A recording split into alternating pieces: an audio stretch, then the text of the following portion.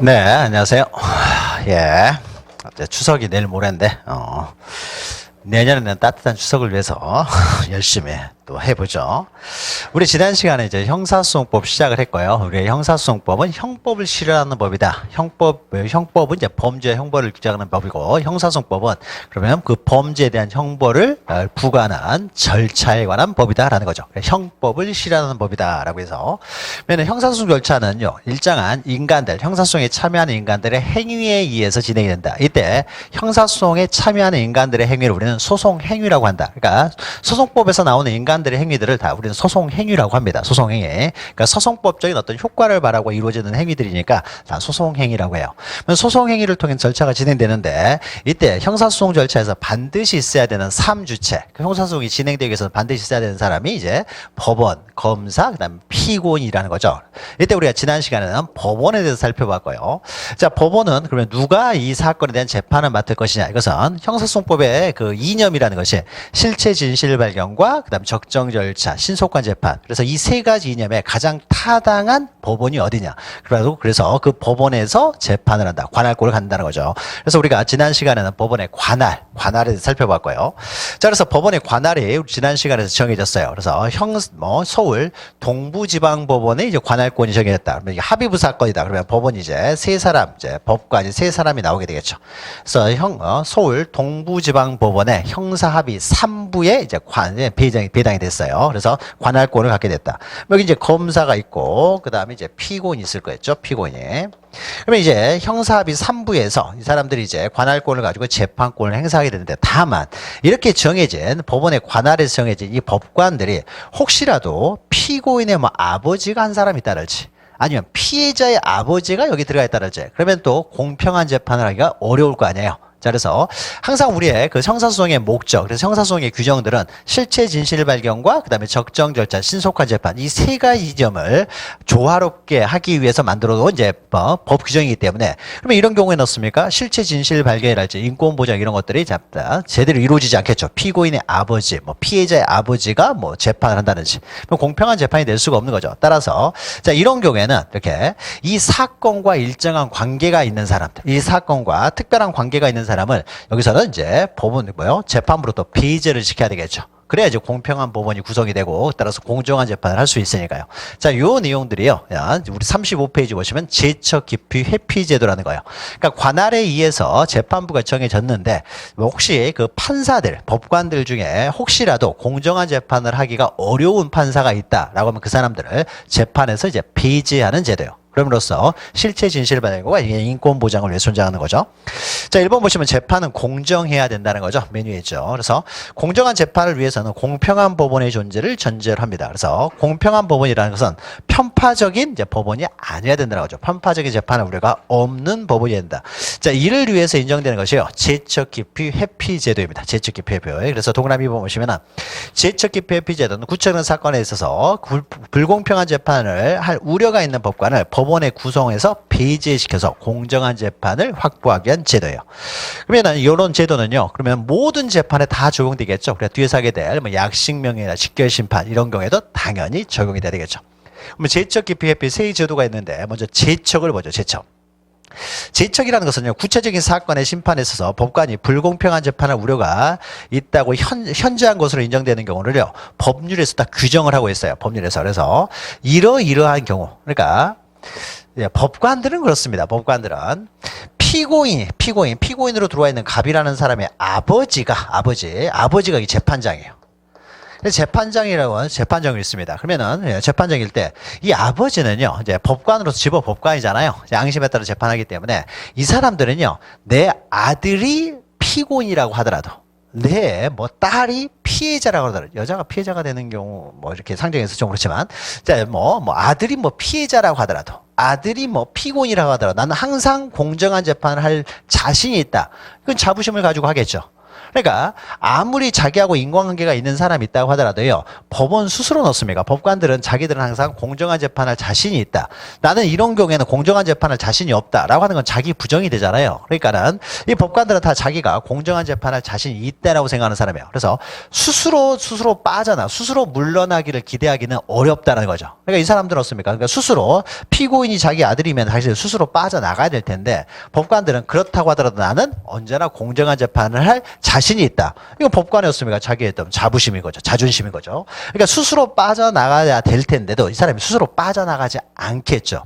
그럼 이 사람이 정말로 공정한 재판을 했다라고 해보죠. 정말로 이 사람이요. 정말로 법에 따라 양심에 따라서 공정한 재판을 했다라고 하더라도요. 만약 피고인이 무죄가 나와버리면 이 사람은 양심에 따라 재판했어요. 그럼에도 불구하고 무죄가 나오면 우리 국민들은 뭐라고 하겠습니까? 아버지니까 이렇게 했다라고 할 거 아니에요. 아버지니까 아무리 공정한 재판을 했다고 하더라도 아버지니까 그랬겠지 이런 식으로 나올 거 아니에요. 그러니까 사법의 신뢰가 떨어진다는 거죠. 따라서요 이 사람은 공정한 재판할 자신감이 있다 아무리 있다라고 하더라도습니까 사법의 국민에 대한 신뢰 또 혹시나 있을 불공정한 재판 이런 것을 이런 걸 막기 위해서요 법에서 너희들한테 스스로 맡겨서 스스로 빠져나가 스스로 이 재판을 갖다가 그만둬라 빠져나가라 배제 스스로 자기가 빠져나가는 것을 기대하기는 좀 어렵다 보니까요 법으로 규정을 해놨어요. 적어도 이러한 경우에는 네가 아무리 뭐 이렇게 공정한 재판을 자신이 있다고 하더라도 이런 경우에는 사법에 대한 국민의 신뢰 문제도 있기 때문에 당연히 너는 재판에서 빠져나가라. 배척된다. 이것이 바로 제척제도예요. 그래서 제척제도는 법으로 딱 규정을 해놨어요. 이런 경우에는 너희들이 아무리 정정한 재판할 자신감이 있다고 하더라도 당연히 법원에서 법원 재판에서 배제되도록 하고 있어요. 이게 제척제도예요. 자, 그래서 구체적인 심판에 있어서 법관이 불공평한 재판을 우려가 현저한 것을 우려되는 것을요 법률에서 유형적으로 규정을 해놨어요. 이런 경우에는 너희들이 아무리 자신 있어도 당연히 법 재판으로부터 배제되라. 떠나라 이거죠. 그래서 규정하여 규정하고 있는 사유에 해당하는 때에는 그 법관을 직무수행해서 당연히 배제하는 제도예요. 동그라미 2번 보시면 우리가 뒤에서 기피나 회피를 다룰 텐데요. 기피나 회피와 취지는 같아요. 공정한 재판을 위한 제도는 같지만은요. 제척제도는요. 법률의 규정에서 당연히 발생한다. 이 점에서 차이가 있어요. 법률의 규정. 여기 어느 하나라도 해당되면은 네가 아무리 자신 있다고 하더라도 무조건 너는 나가라 이거죠. 나가라. 법으로 딱 규정해 놨어요. 자, 그러면은 양갈 2번 보시면은 이제 법으로 규정해 놓은 제척 사유는 어떤 것들이냐? 이건 제한적 열거예요. 이런 경우에 그러니까 이건 하나 예시가 아닙니다. 딱 이런 경우에만 배제되는 거예요. 제한적으로 딱 열게놨어요. 적어도 이런 경우에 해당되는 경우는 당연히 재판으로부터 배제되어야 된다라는 거예요. 그래서 법으로 제한적으로 열게놨어요. 그러니까 하나 예시가 아니라는 거는요. 딱 여기에 해당됐을 때만 제척 사유가 되는 것이지 기타 이거와 비슷한 사유도 제척 사유가 되냐? 그렇지는 않습니다. 딱 여기에 해당됐을 때만 이제 제척 사유가 됩니다. 그러면 제한적으로 열거시켜 놓고 있는 제척 사유는 어떤 것들이냐? 여기에 해당되면 적어도 여기에 해당되면 무조건 나가래 거죠. 그러면 그 제척 원인에서 밑에 그 그림 색칠돼 가지고 있죠. 17조에 나와 있는데요. 거기에 7가지가 있어요. 그러면 하나씩 읽어보죠. 법관이 피해자예요. 얘가 폭행을 당했어요. 얘한테. 폭행을 당했어요. 그래서 폭행을 당한 얘가 직접 재판을 해요. 공정한 재판할 나 자신이 있다. 나는 피해자지만 아무리 자신이 있다고 해봤자 아무래도 국민이 어떻습니까? 국민이 보기에는 불공정한 재판할 우려가 있는 것이죠. 그러니까 피해자예요. 피해자여가지고요. 이 사람이었습니까? 저는 양심에 따라서 판단해가지고 유죄를 때렸어요. 네가 피해자니까 유죄지. 뭐 이렇게 될 거 아니에요. 자, 그러니까 피해자인 경우 또는 법관이 피고인 등과 일정한 관계가 있었어요. 일정한 관계. 그러니까 다 외울 필요는 없습니다. 이러한 관계가 있어. 피고인과 일정한 신분 관계가 있다는 거죠. 피고인과 또는 밑에 보시면 피고인과 피해자, 피고인 또는 피해자. 그러니까 2번도 마찬가지죠. 피고인과 일정한 신분 관계뿐만 아니라 피해자와의 일정한 신분 관계도 마찬가지고요. 3번 보시면 피고인 또는 피해자의 법정 대리나 후견 감독에 뭐가 일정한 관계가 있어요. 이거 다 외울 필요는 없습니다. 그러니까 피해자나 피고인과 일정한 관계가 있다는 거예요. 굉장히 가까운 관계가 있습니다. 그러니까 이런 경우는 당연히 배제되라는 거죠. 그러니까 1, 2, 3번 어떻습니까? 이 사건과 직접적인 관련이 있는 사람이죠. 이 사건의 그 당사자들, 그러니까 피고인, 피해자 이런 사람들과 일정한 관계가 있는 사람들은 당연히 배제되라는 거죠. 그 다음에 4번 보시면 법관이 사건에 관한 증인이 된대요. 증인. 법관이 사건에 대한 증인이에요. 그러니까 이 사람이 유일한 또 목격자예요. 피해자도 아니고 하지만은 이 사람이 이 범죄에 대해서 자기가 직접 목격을 했어요. 그러니까 목격한 사람이 이 사람 한 사람밖에 없습니다. 그럼 이 사람이 어떻습니까? 이제 증언을 해야 되겠죠. 되겠죠. 자기가 본 걸 증언합니다. 그럼 자기가 증언하고 자기가 또 재판하고 그럼 결국 안 되겠죠. 이거 자기가 증언하고 그러니까 내가 본 것이요 틀릴 수도 있는 거잖아요. 내가 본 게 틀릴 수도 있어요. 근데 자기가 본 거 자기가 재판해버리면요. 그러니까 일반적인 사람들이 와서 증언을 하게 되면 어떻습니까? 이 사람의 증언이 틀릴 수도 있어요. 그래서 이 사람들이 뭐 서로 공격 방어를 통해서요. 잘못된 내용을 이제 제거하면서 이렇게 싸우면서 그 과정에서 법관이 이제 공정하게 제3자직 입장에서 재판해야 되는데 이 사람 제3자가 될 수가 없죠. 자기가 보고, 자기가 증인이 되고 자기가 또 재판하기 때문에 이 사건과 일정한 관련이 있는 거죠. 또 법관이 사건에 관한 피고인의 대리인이나 변호인, 보조인이 된 때. 법관이 변호인으로 된 때 법관이었습니까? 이 사람을 변호하면서 또 동시에 재판할 수는 없는 거죠. 자, 그 다음에 법관이 사건에 관해서 검사 또는 사법경찰관의 직무를 행한 때요. 그러니까 이 사람이 원래 검사였어요. 검사.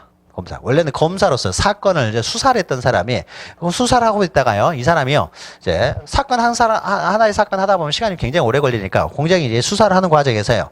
법관을 뽑는데요. 그러니까 이 사람이 판사 지원을 했어요. 판사 지원을 해가지고요. 법관으로 뽑혔어요. 법관으로 뽑혔는데 갑자기 이제 자기한테 사건이 배당됐는데 바로 내가 수사했던 이 사건을 맡으라는 거예요. 이 사건. 그럼 자기가 수사하고 있으면 자기가 재판하는 것이 되겠죠. 이런 것들도 안 되겠죠. 지금 법관들은 검사나 변호사에서 뽑다 보니까 이 검사가 법관이 됐으면 안 되는 거죠. 그러니까 편파적인 수사를 할 수밖에 없는 거죠. 사법경찰관의 직무를 행했다. 그러니까 사법경찰관으로 있다가 갑자기 뭐 법관이 된다든지 하게 되면 자기가 직접 수사하고 자기가 재판해서는 안 된다는 거죠. 그래서 1번부터 6번까지 보시면요. 다 일정한 관계가 있는 거죠. 그러니까 공정하지 않은 재판할 우려가 있다는 거죠. 그 다음에 7번 보시면 법관이 사건에 관해 전심재판 또는 그 기초되는 조사심리에 관여할 때 특히 7번이 중요합니다. 7번이. 이런 경우에는 제적된다는 거예요. 그러니까 이걸 다 외울 필요가 없고요. 넘기시면 여기에 대한 자세한 설명이요. 방가루 1번부터 쭉 나와 있어요. 방가루 1번부터 쭉 나와 있는데요. 우리 시험 문제는요. 요 내용, 제적 사유에 해당되느냐 해당되지 않느냐 이게 시험에 나오는 것이 아니라 판례가 나와요. 과연 이런 경우를 제적 사유로 보았느냐 보지 않았느냐에 있어서 넘기면요. 판례라고 되어 있는 것이요. 36페이지 보시면 두 가지가 있습니다. 그래서 첫 번째 위에 있는 것만 보죠. 자, 동그라미 1번, 방가루 2번에요. 법관이 피고인 또는 피해자와 개인적으로 밀접한 관련이 있어요. 개인적으로 밀접한 관련. 그 구체적인 예로 동그라미 1번 보시면 법관이 또는 피고인 또는 피해자의 친족 또는 친족 관계에 있었던 자예요. 친족 또는 친족 관계에 있었던 자입니다. 자, 그러면 친족이 있냐면 민법에서 결정되는 이걸 알 필요는 없고요. 그럼 배우자, 부부간에는 친족이에요. 부부간에는 친족인데 이 부부가 있는데요. 부부간에는 친족인데 이 갑하고요, 이 재판하는 사람하고 부부이면은 당연히 제척이 돼야 되겠죠. 제척이 돼야 되는데 이 사람들이요, 혼인신고가 안 돼 있는 부부들이에요. 혼인신고. 그러니까 이런 걸 우리는 사실혼이라고 해요. 그러니까 우리가 혼인이 되기 위해서는 혼인신고가 돼야 법적으로 보호받는 혼인이 돼요. 법적으로 보호받는 혼인이다. 그래서 그것을 법률혼이라고 그래요. 법률혼. 보통 우리가 혼인 그러면은 다 법률혼을 말합니다. 법적으로 법률의 절차에 따라서요. 혼인신고가 되어 있는 부부라는 거예요. 혼인신고가 되어 있는 혼인, 결혼. 이것을 우리는 법률혼이라고 그래요. 그러니까 우리가 혼인신고가 됐을 때만 법적으로 부부가 되는 거예요. 그러니까 법적인 부부라는 것이죠. 그런데 같이 살고 있는데 법적으로, 그러니까 두 사람이 같이 함께 살고 있어요. 애도 낳고 살고 있는데요. 이 사람들이 혼인신고가 안 돼 있어요. 뭐 혼인신고가 안 돼 있으면요. 법적인 부부는 아니에요. 법적인 부부가 아닌 것을 우리는 사실혼이라고 합니다. 그러니까 사실상 혼인하고 비슷해요. 사실상 외부에서 보면은요, 혼인처럼 보이지만은 혼인신고가 안 돼 있어서 법적인 부분은 아닌 거. 그러니까 우리가 사실혼 그러면은 둘이서 그냥 뭐 고등학교 졸업하고 동거를 하고 있어요. 네. 6개월간, 뭐 1년간 동거래요. 이런 것들을 사실혼이라고 보지는 않습니다. 그러니까 고등학교 졸업하고 둘이서요, 함께 살아요. 외부에서 봤을 때 그 사람들을 부부라고는 잘 안 보이죠. 애들이 같이 함께 산다고 해서 부부로 보지는 않죠. 그러니까 우리가 이 법률혼하고 사실혼은 구별은 어떻게 되냐? 외부에서 보면요, 진짜 부부처럼 보여. 그것은 똑같습니다. 외부에서 보면 진짜 부부처럼 보여요. 그런데 여기는 혼인신고가 돼 있고 여기는 혼인신고가 안 돼 있어요. 그러니까 혼인신고가 돼 있는지 안 돼 있는지는요, 호적 그 주민 가족관계 등록번호 봐야 알 수 있어요. 그거 보기 전에는 구별이 안 가요. 그러니까 사실혼이라고 하는 것은요, 일반적인 혼인처럼 동일하게 보여요. 그런데 혼인신고만 안 돼 있는 혼인. 그러니까 결혼식도 올렸어요. 애도 낳고 살아요. 그러면 어떻습니까? 외부에서 보면은 부부처럼 보이잖아요. 부부처럼 보여. 그러니까 부부처럼 보이는데 사실은 혼인신고가 안 돼 있어요. 이런 걸 우리는 사실혼이라고 하지.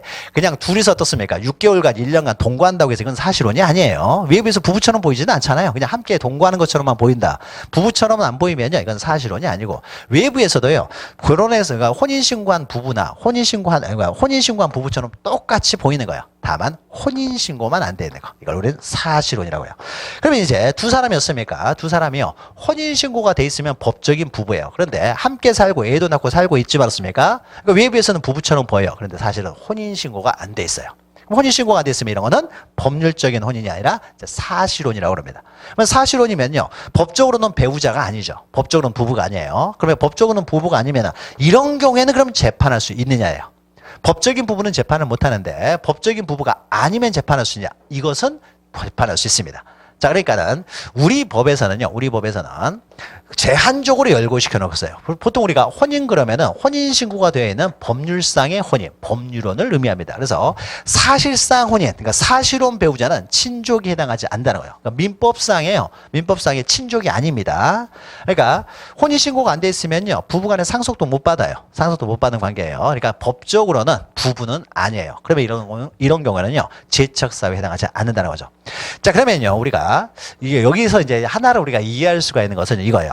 우리가 제한적으로 이렇게 열거시켜 놨습니다. 제한적으로 이렇게 열거시켜 놔서 여기에 해당되면은 당연히 제척이 되는데 여기에 해당되는지 안 되는지가 애매한 것이 있어요. 누가 보더라도 여기에 해당되는 거예요. 그럼 여기에 한 가운데 있어가지고요. 이런 것들은 당연히 제척사유가 되겠죠. 그런데 여기에 해당되는지 애매한 경우들이 있는 거죠. 애매한 경우들. 그러니까 애매한 경우. 우리가 방금 읽었던 거죠. 혼인신고가 돼 있는 부부는 당연히 안 될 텐데 함께 살고 애도 낳고 함께 살고 있어요. 외부에서 보면은 부부처럼 보이는데 혼인신고가 안 돼 있다.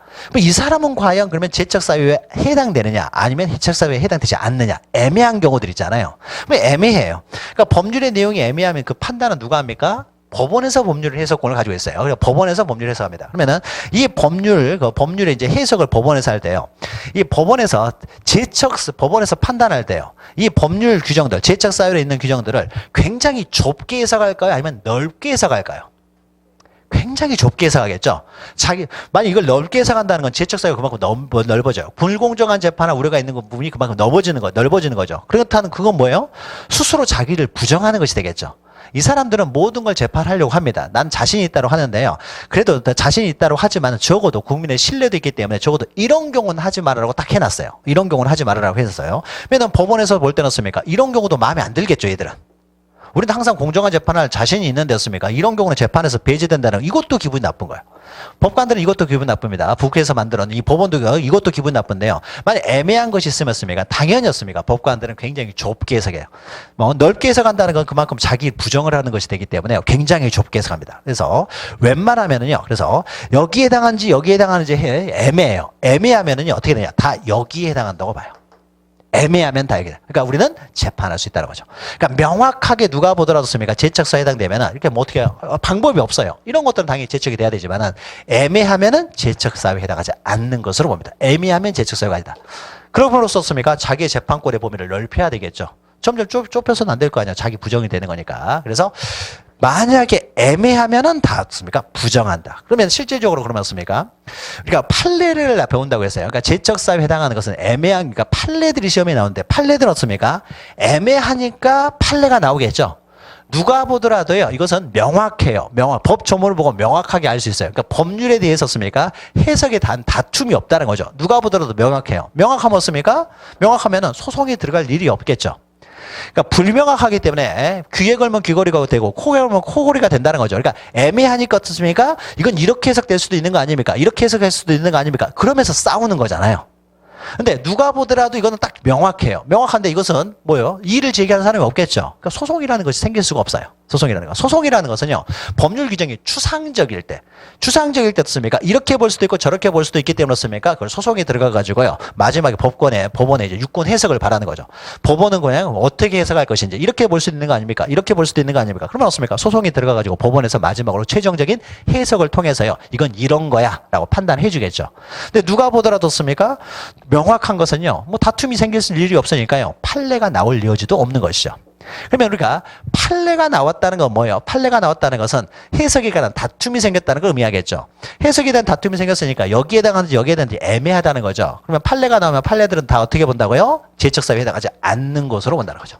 그러니까 대부분은요, 시험 문제 나오면 판례가 나오면요, 다 제척사유는 아니다라고 보시면 돼요. 자, 그러면 오른쪽에 37페이지 보시면요, 왼쪽에 하단에 있는 판례도 있는데 이건 오른쪽에 있기 때문에 봅니다. 그러면요, 3번 보시면요, 법관이 사건에 관하여 전심, 요게 이제 시험 문제 주로 나와요. 전심 재판에 관여 또는 기초되는 조사 심리에 관여한 때, 요게 이제 시험 문제에 많이 나오는데요. 자, 그러면은 우리는 심급제도를 하고 있어요. 그래서 3심제를 취하고 있죠. 그래서 1심과 2심, 3심 이렇게 돼 있어요. 3심 이렇게 돼 있는데, 그러니까 우리는 어떻습니까? 3번을 재판을 받을 권리를 보장을 받고 있어요. 적어도 3번을 재판을 받을 권리를 법률에서 보장받고 있습니다. 근데 만약에 1심에요, 소송에 들어가지고 1심에서 재판을 누가 했냐면요, P라는 사람이 재판을 했어요. P라는 사람이.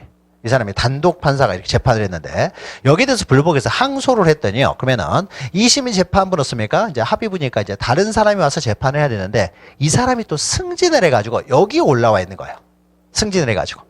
사건이 진행 중에도요, 인사이동이 이루어집니다. 인사이동이. 뭐, 법원에서는 사건이 계속 맞물려서 이루어지다 보니까요, 뭐 계속 사건이에요. 그러니까 사건이 진행되는 동안에 이제 인사이동이 이루어져요. 그래서 이 사람이 이제 유죄 판결을 해야 하기 때문에 항소를 했는데 이 사람이 또 승진해서 여기 올라와 있어요.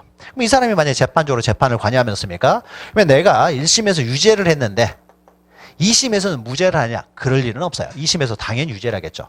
판사는요, 자기존심이 굉장히 강해가지고요, 자기가 판단한 판단이 2심이나 3심에서 뒤집어지면 어떻습니까? 능력 없는 판사라는 의미가 되는 거죠. 능력 없는 거 아니야. 2심이나 3심에서 뒤집어졌다는 건 자기가 능력이 없는 것이 돼버리는 거죠. 그래서 자기의 재판이요, 2심이나 3심에서 뒤집어지는 것이 제일 싫겠죠.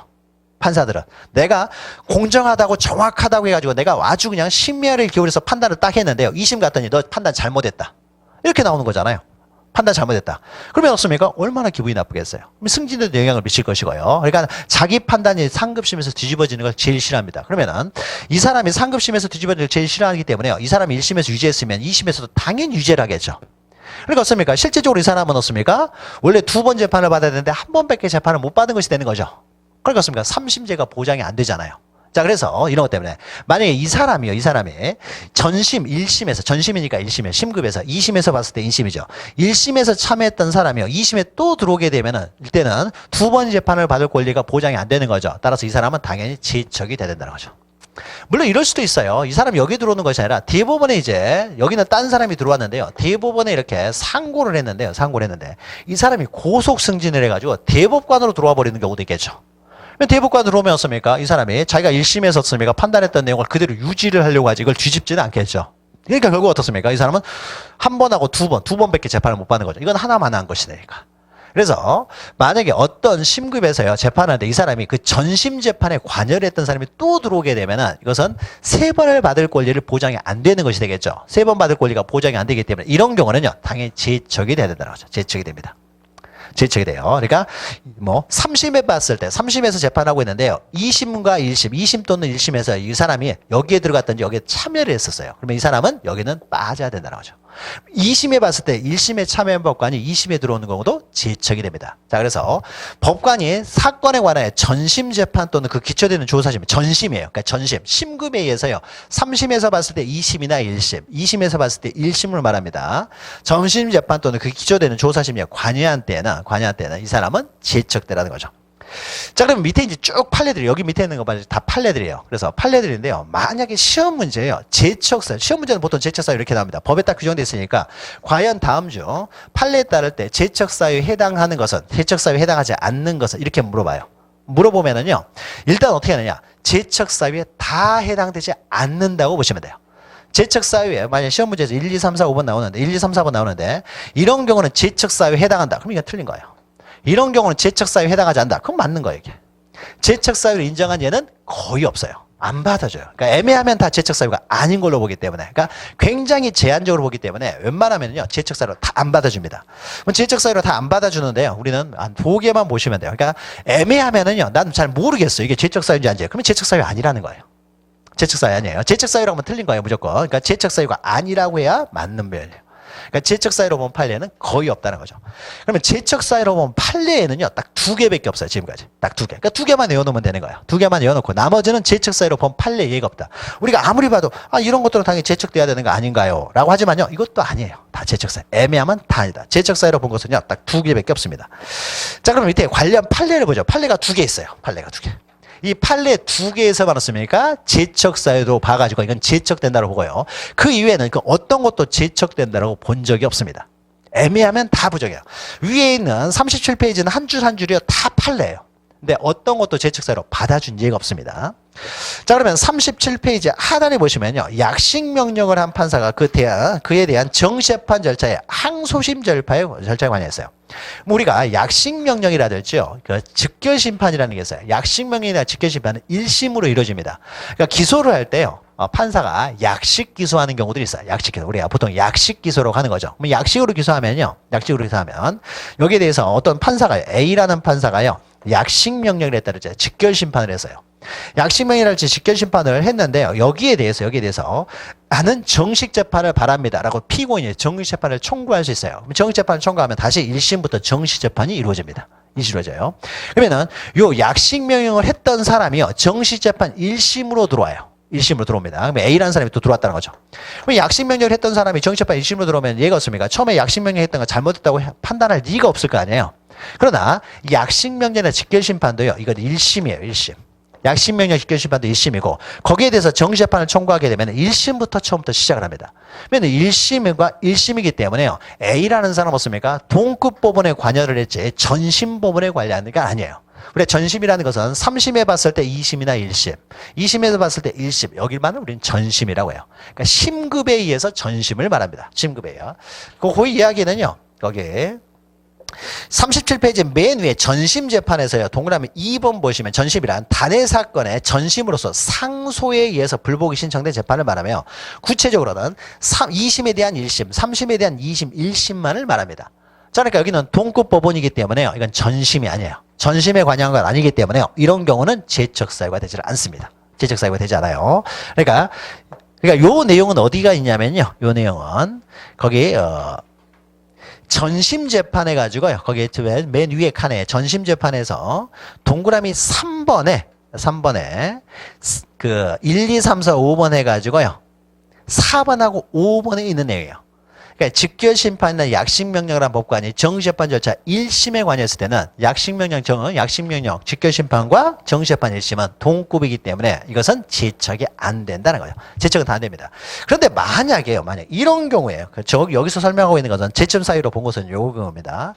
A라는 사람이 이 사람이 약심이나 직결심판에서 약식명령을 했는데 거기 정식재판을 청구해가지고 여기는 B라는 사람이 들어와서 재판을 했습니다. B라는 사람 들어왔으니까 상관이 없는 거죠. 근데 이 사람이 이 B라는 사람이 사건에 대해서 심리를 했는데요, 거기에 대해서 또 유죄가 나온 거예요. 유죄가 되니까 항소를 했습니다. 상소를 했다는 거죠. 그래서 2심 재판에 갔더니요, A라는 사람이 여기에 들어와 있는 거예요. 여기 2심 재판에 들어왔더니 여기에 들어와 있습니다. 그러면 이 사람은 지금 2심의 재판을 하고 있는데 이 사람이었습니까? 전심 재판에 관여를 했죠. 여기는 2심이고 여기는 1심이잖아요. 그러니까 1심에 관여했던 사람이 2심에 올라오는 거잖아요. 이런 경우는 제척이 돼요. 그러니까 이런 경우는 제척이 된다. 자, 그래서 거기 밑에 맨 밑에 판례 보시면은 약식명령을 한 판사가 그 정식재판 절차에 항소심 판결, 항소심이니까 2심이 되겠죠. 2심에 관여를 한 경우, 이런 경우는 제척사유에 해당된다는 거예요. 해당되는 적극이라는 것은 긍정이에요. 긍정. 적극이라는 거 긍정. 소극은 부정을 의미하고요. 그러니까 이거는 제심사유, 제척사유에 해당됩니다. 자, 그런데 이것도 또 예외가 있어요. 단순히 이렇게만 하면 제척사유가 되는데 다시 위에 전심재판에서요, 동그라미 4번을 보면은 A라는 사람이 여기 들어왔는데 이 사람이 들어오자마자 인사발령이 났어요. 인사발령이 나가지고 딴 데로 빠져나가고요, 다른 판사가 C라는 사람이 들어왔습니다. 원래는 A가 처음에는 있었는데 C라는 사람이 들어왔어요. 그럼 어떻습니까? A는 여기에 관여한 바가 없잖아요. 처음에 있을 때만 있었지. 원래는 이제 그다음부터는 C가 다 관여를 했잖아요. 이런 경우는 제척하고 상관이 없습니다. 자, 그래서 그러나 해가지고 있죠. 약식명령을 발부한 법관이, 그거는 방금 했던 거네요. 그건 했던 거고요. 쭉 와가지고요. 관여를 보세요. 관여에서요. 동그라미 2에, 동그라미 3번을, 동그라미 2에 3번, 세 번째 칸에 있는 관여에서 동그라미 2에 3번을 보죠. 1, 2, 3, 4, 5에서 3번. 약식 명령을 발부한 법관이 그 정식 재판에 항소심 재판에 관여한 바 있어도 후에 경질되어 그 판결에는 관여하지 아니한 경우. 그러니까 이제 뒤에 든 거죠. 들어왔다고 하더라도요. 나중에 경질되어 그 판결에 관여를 하지 않았어요. 나중에 경질돼가지고 관여하지 않았으면 어떻습니까? C라는 사람이 재판을 했다는 거죠. C라는 사람이. 그러니까 처음에는 A가 있었다고 하더라도 나중에 경질돼가지고 C라는 사람이 재판을 했으면 이런 경우는 어떻습니까? 상관이 없다는 거죠. 이런 것도 제적사유에 해당되지 않는다. 그러니까 명확하게 어떻습니까? 전심 재판에 그대로 관여했을 때만 제적사유가 되는 것이지 나중에 이 사람이 경질되어 이 사람이 실제적으로 재판에 관여한 바가 없으면 이건 또 제적사유가 아니에요. 제적사유가 아닙니다. 그러니까 우리가 이거 잘 구별하셔야 되겠죠. 그러니까 이 사람이 1심에 들어오면 제적사유가 아니고요. 2심에 들어왔을 때는 제적사유가 되지만 이 사람도 나중에 경질돼요. 재판에 관여한 바가 없으면 또 제적사유가 아니다. 애매하면 제적사유가 아니니까요. 그래서 이런 경우는 또 제적사유가 아니다. 그러니까 연결해가지고 기억하시면 됩니다. 연결해가지고. 1심에 관여했느냐, 2심에 관여했느냐. 2심에 관여했다고 하더라도 나중에 경질되었을 경우에는 이런 경우는 또 제적사유가 아니다라는 것이죠. 그 다음에 넘기시면은 38페이지 상담 보시면요. 그러니까 딱 두 개만 기억하시면 돼요. 그러니까 제적사유가 되는 거 단순히 이런 경우만 대적사유가 된다. A라는 사람이 또 들어왔을 때. 그 다음에 이제 제1심 법원에서 유죄의 증거로 사용된 증거를 조사한 판사 여기다 체크하시면 증거를 조사한 판사예요. 그러니까 증거를 조사했기 때문에 1심에 유무죄에 관여를 했던 사람이야. 증거를 조사해가지고 유무죄를 관여한 사람이죠. 증거를 조사한 판사가 항소심 재판에 관여했어요. 그러니까 1심에 관여해가지고 유무죄에 관여했던 사람이 항소심 재판에, 여기서 항소심이죠. 항소심 재판에 관여를 했다는 거죠. 이거는 제척사유가 됩니다. 그러니까 이 두 문장만 좀 기억하시면 됩니다. 증거조사한 재판이 1심에서 증거조사했던 사람이 항소심 재판에 관여한 경우, 그 다음에 1심에서 약식명령이나 직결심판했던 사람이 항소심 재판에 관여하는 경우, 이 딱 두 가지만 제적사유고요. 나머지는 37페이지에 있는 여러 가지 예들이 있는데요.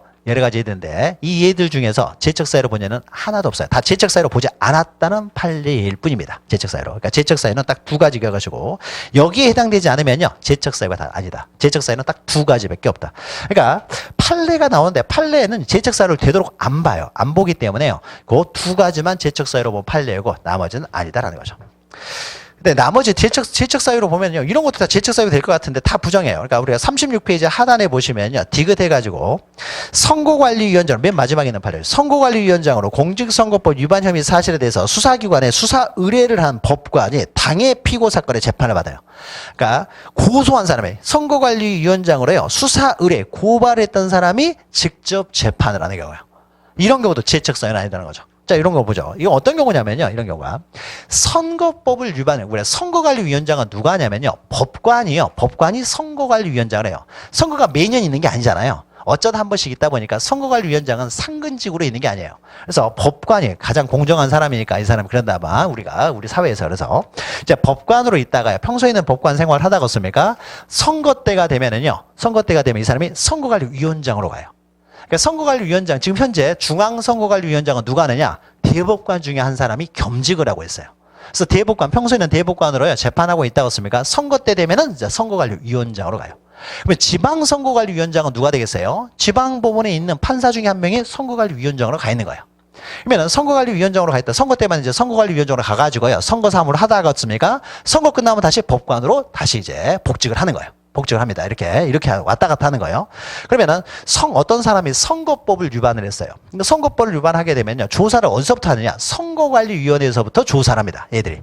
선거 사건은 가장 선거관리위원회들이 잘 알기 때문에요, 검사가 처음부터 조사하는 것이 아니라 선거관리위원회에서 먼저 조사를 해요. 선관위에서 조사를 한 다음에 선관위에서 조사를 해가지고요, 경미하다. 선거법을 위반했긴 했지만 이게 아주 경미해요. 그러니까 짜장면 한 걸 조금 먹었을 뿐이에요. 어쩌다가 자기도 모르게 먹었을 뿐이에요. 이런 걸 경미하면은요, 선거관리위원회에서 이 사람한테요, 범칙금 납부, 벌금만을 명합니다. 벌금 5만 원만 내세요. 간단히 끝낼 수도 있으니까. 그러니까 뭐 별로 중요한 건 아니기 때문에 벌금 5만 원 내서 이렇게 할 수도 있어요. 근데 이 사람은 굉장히 선거법을 중하게 위반을 했어요. 아주 중하게 위반해서 이거는 징역형을 때려야 돼요. 그러면 선거관리위원회에서 이 사람 징역형을 선고할 수는 없어요. 징역형을 선고하려면 법원에서 선고할 수밖에 없거든요. 그러면 이럴 때는요, 검사에게 정식으로 고발을 합니다. 검찰. 그러면 법원에서 징역형을 선고하기 위해서는요, 반드시 검사의 기소가 있어야 돼요. 기소가. 그러니까 검사가 기소가 있어야 되기 때문에 검사에게 고발해요. 그러니까 경미하면 자기들이 범칙금 납부를 그냥 바로 명해버리면 돼요. 5만 원, 10만 원 정도. 그런데 만약에 징역형을 선고해야 된다. 그러면 어떻습니까? 법원에서 정식조차를 거쳐서 징역형을 선고해야 되기 때문에 고발합니다. 나중에 보겠지만 이것을 전속고발 사건 이렇게 표현을 해요. 그럼 고발이 들어왔어요. 그럼 고발이 들어왔으니까 얘들이 조사해봐가지고 습니까? 이거는 중하게 처벌해야 될 사람이다라고 자기들 고발했어요. 그래서 이제 검사가 습니까? 정식으로 수사를 한 다음에 이 사람을 정식으로 기소를 했어요. 기소를 했으니까 습니까? 이제 법원이 등장을 하겠죠. 기소를 했으니까 법원이 등장을 해요. 그래서 이제 법원에서 습니까? 기소된 내용에 대해서 정말 선거법을 위반한지 판단하게 되는데요. 이 선거관리위원회 위원장, 위원장으로 A가 있었는데요. 이 사람이 여기였습니까? 재판부로 들어와가지고 재판을 하는 거예요. 결국 자기가 수사하고 습니까? 자기가 수사해서 기소했던 고발했던 사건을 자기가 재판하죠. 그럼 얘가 어떻습니까? 무죄를 하겠어요? 자기가 직접 고발한 사람인데 이 사람 처벌해 주세요라고 고발한 사람인데 당연히 어떻습니까? 유죄가 나올 수밖에 없는 거죠. 그러니까 우리가 앞에서요 이런 게 쓰죠. 검사가 자기가 직접 수사하고 재판해서는 안 된다는 거죠. 사경, 경찰이 자기가 직접 수사한 사람이 법관이 돼가지고 재판해서는 안 되는 거죠. 그러면 수사기관이 직접 재판하는 것이 되잖아요. 그러면 이게 안 되는 거죠. 우리 수사기관하고 재판기관은 분리를 해놔야 돼요. 이게 탄핵주의죠. 그럼 여기서도 어떻습니까? 선관위가 자기들이 직접 조사를 하고 난 다음에 조사했던 사람이 직접 재판하니까 어떻습니까? 이것도 당연히 제척이 돼야 되겠죠. 근데 우리 법에서는 뭐라고 됐어요? 검사나 사법경찰관만 제척이 된다고 했어요. 선거관리위원회 위원장은요, 제척된다는 말이 없어요. 그러니까 유사하긴 하지만은 명확하겠습니까? 그러면 선거관리위원회에서 조사를 했는데 얘를 검사나 사법경찰관으로 볼 수 있느냐? 애매하죠. 애매하니까 습니까? 법원에 들어갔겠죠. 이걸 갖다가 이거 제척사로 봐야 되느냐? 봐줄 알아야 되느냐? 우리가 배우자 있었습니까? 법률상 배우자는 당연히 제척이 될 텐데 사실혼 배우자는 제척될 것이냐 안 될 것이냐? 이건 애매하잖아요. 법원에 들어가겠죠. 법원에 들어가면 법원에 썼습니까? 다 제척사유에 해당하지 않는다고 본다는 거죠. 그러니까 선거관리위원장이었습니까? 자기가 직접 조사한 사람이 법관으로 와서 재판한다고 하더라도 이것은 제척사유에 해당되지 않는다. 그거죠. 그러니까 우리가 읽었던 거죠. 선거관리위원장으로 썼습니까? 이 사람이 수사 의뢰를 했어요. 다 조사한 다음에 수사를 의뢰하고 난 다음에 정식 기소가 됐더니 이 사람이 재판장으로 들어왔다는 거죠. 이런 경우도 제척은 안 된다는 거예요.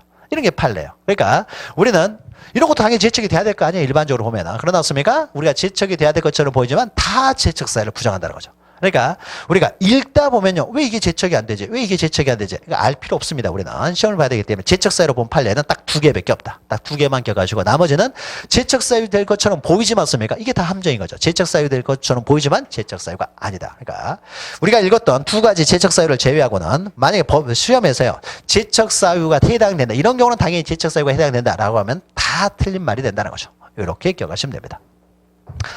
제척에 대해서는 이렇게 이해하시면 되는 거고 이렇게 이해하시면 됩니다. 그 다음에 38페이지 보시면 이제 깊이가 있습니다. 깊이라는 것은요. 만약에 여기 제척 사유에 해당이 돼요. 누가 보더라도요. 제척 사유에 해당이 됩니다. 그러니까 법률상 자식이에요. 법률상 자식이랄지 법률상 부부예요. 부부면 어떻습니까? 당연히 제척 사유에 해당돼 가지고 이 사람 제척이 돼야 되는데 이 사람이 나가야 돼요. 나가야 되는데 안 나가는 거예요. 당연히 나가야 되는 거죠. 그러니까 법률에 의해서 당연히 배척이 되기 때문에 제척이 되니까 나가야 되는데 이 사람이요. 내 자식이 들어와요. 그러니까 어떻습니까? 어떻게 해서 내가 재판을 하겠다라고 하는 거예요. 무죄를 해주겠다는 거죠. 그래서 내가 하겠다고 들어옵니다. 들어오면 어떻습니까? 제척 사유가 되는 사람이었습니까? 재판하게 들어오니까 어떻습니까? 너 나가라고 해야 될 거 아니에요. 법률에 의해서 당연히 제척이 돼야 되는데 제척이 돼야 될 사람이 들어오니까 어떻습니까? 피고인이나 이때는 만약 피고인 아버지가 들어오게 되면 어떻습니까? 검사가 당신 아들 아닙니까? 나가야지 왜 들어와요? 라고 해서 이 사람이 청구를 합니다. 나가세요라고 청구를 하는 거예요. 이게 깊이라고 하는 거야. 깊이. 그러니까 당신은 재판 못 받겠다라고 깊이라는 거죠. 아니면 피해자의 아버지가 들어옵니다. 피해자 아버지가 들어와가지고 재판하게 되면 습니까? 이놈은 죽일 놈이잖아요. 그렇습니까? 그건 사형이지 사형. 그러니까 어떻습니까? 이럴 때는 피고인 쪽에서 습니까? 당신은 피해자 아버지 아닙니까? 당연히 제척이 돼야 되는데 왜 들어오십니까? 라고 해서 나가라고 해야 되겠죠. 이걸 깊이라고 해요. 깊이는요, 우리가 신청을 하는 겁니다. 신청을. 제청은 당연히 배제가 돼야 되는데, 이제 배제될 사람이 들어와요. 들어오면 이런 경우는 이제 이 사람은 나가라. 라고 이제 깊이 신청을 해요. 예, 깊이 신청.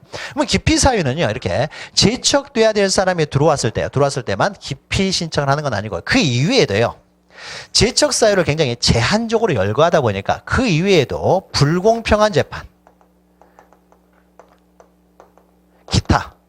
기타 불공정한 재판을 우려가 있어요. 불공평한 재판 우려. 그러니까 제척 사유는 굉장히 제한적으로 정해놨기 때문에 그 이외에도 습니까 불공평한 재판을 우려가 있는 건 여러 가지가 있는 거죠. 여러 가지가 있기 때문에요. 여기에 해당하는 불공평한 재판을 우려가 있다라고 하면은요. 검사나 피고인은요. 당신한테 재판받기 힘듭니다라고 해서요. 기피를 신청할 수가 있습니다. 그러니까 이건 기피예요. 기피. 여기는 제척 사유는 법에 정해져 있고요. 그러면 기피 사유는 습니까 법에 유형적으로 정해져 있는 건 아니에요. 그러니까 이런 사유뿐만 아니라 기타 불공평한 재판 우려가 있는 경우에는요. 여기는 뭐 여러 가지가 해당될 수가 있는 거죠. 여기에 구체적 사안을 봐야 되겠죠. 여기에 해당되면은 당신 나가세요라고 이제 신청을 할 수 있는데 이걸 기피라고 합니다.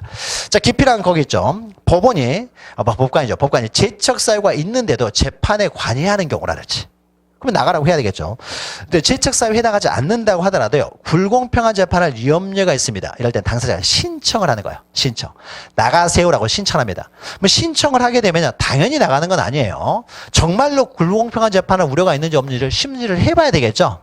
나가라고 한다고 해서 무조건 나갈 수는 없는 거니까요. 아무 이유도 없이 뭐 나가라고 하면 그냥 나가야 되는 건 아니겠죠. 그래서 심리를 해봐가지고요. 정말 불공평한 재판할 우려가 있다라고 하게 되면은 여기서 배제시키는 제도. 이것이 우리는 기피입니다. 그래서 신청에 의해서 그 법관을 직무에서 이제 배제시키는 제도, 탈퇴시키는 제도를 말합니다.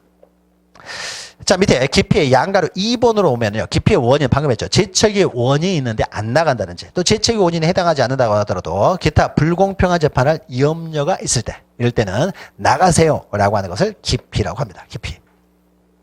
그러면 오른쪽에 방가로 2번에서요. 기타 법관이 불공평한 재판할 염려가 있을 때 이런 거는 기피가 되는데요. 자, 그럼 이때 불공평한 재판할 염려라는 건 이렇게 판단합니다. 그것도 이제 판례라고 되는 건 중요해요. 자, 이때란 당사자가 불공평한 재판이 될지도 모른다고 추측할 만한 주관적인 사정만으로 말하는 건 아니겠죠. 누가 보더라도 불공평한 재판할 우려가 있었을 때 이럴 때에 기피가 되는 것이지 그냥 개인적으로 마음에 안 든다고 기피 신청해버리면은 뭐 이 사람이 재판을 거부해버릴 수가 있다는 거죠. 판사 들어오면 나 마음에 안 든다. 마음에 안 든다. 이 사람이 골라서 재판받는 거 아니잖아요. 자, 그러니까 누가 보더라도 객관적으로 봐서 불공평한 재판할 염려가 있어야 돼요. 그래서 통상인의 판단으로 두 번째 줄에 있는 거죠. 가운데 판단으로 법관과 사건과의 관계상 불공평한 재판할 것이라는 의혹을 갖는 것이 합리적이라고 인정할 만한 객관적 사정. 객관적 사정 트릭하시면 돼요. 객관적. 누가 보더라도 불공평한 재판을 할 우려가 있다라는 객관적 사정을 가지고 기피 신청을 하는 것이지. 이럴 때 이제 기피가 이제 정당성이 있는 것이지. 그냥 종교가 나랑 안 맞는다. 이런 거 들었습니다. 객관적인 정당성은 아니죠. 누가 보더라도 불공평한 재판을 우려가 있어야 돼요. 그럼 밑에 이런 경우가 기피 신청 사유에 해당한다라고 해가지고 밑에 기피 신청 사유에 해당하는 경우, 해당하지 않는 경우 이렇게 적어져 있는데요.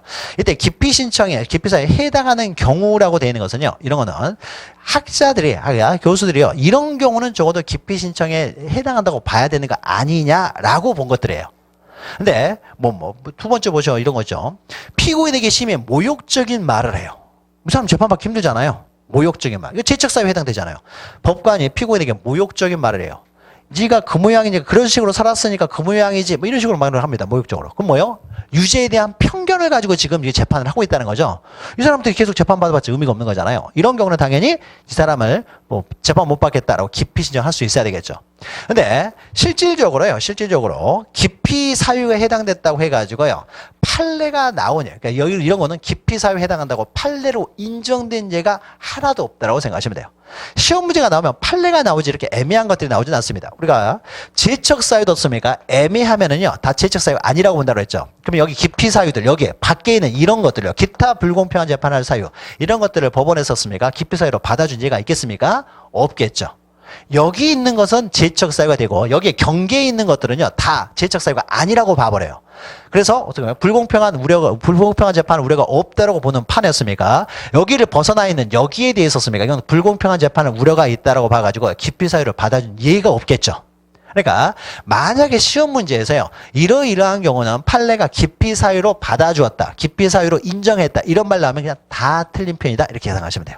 그러니까 위에 있는 내용은요 학자들 이런 경우는 기피 사유에 해당할 수도 있다라고 해서 만들어 놓은 개념이고요. 실제 시험 문제는 판례가 나오기 때문에 판례에서 기피 사유로 받아준 예가 없다는 거예요. 얘가. 그래서 기피 사유로 씁니까? 제척 사유도 좁게 보듯이 기피 사유도 굉장히 좁게 보겠죠.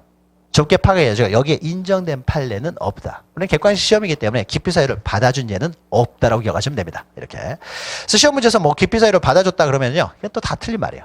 그러니까 지적 사유가 인정되었다라고 하면은 두 가지를 제외하고는 다 틀린 말이라고 했죠. 그러니까 깊이 사유를 받아준 예는 없다라는 겁니다. 이렇게만 정리하시면 돼요. 그러니까 위에 개념적인 불공평한 재판.